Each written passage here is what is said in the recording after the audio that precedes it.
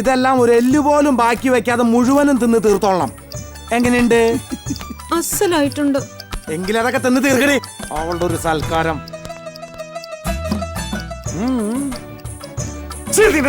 ഇങ്ങോട്ട് മാറിക്കടേ. എന്താ എന്താ പ്രശ്നം? എന്റെ പൊന്നു സാറേ, ലോൺ ഇറക്കിയതിന്റെ കൂലി ന്യായമായിട്ട് ഇവള് കൊടുക്കാൻ സമ്മതിച്ചതാ.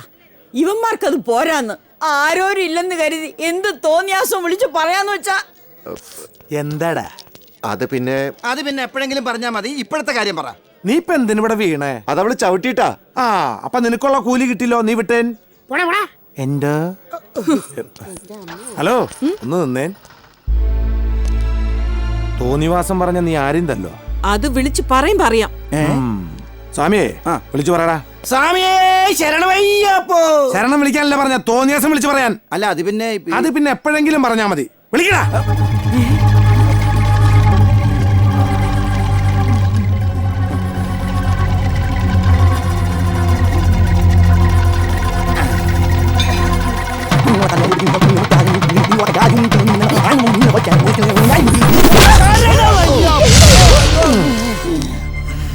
എന്താ അണപ്പല്ല? ഇത്രയും പ്രതീക്ഷിച്ചില്ലല്ലേ?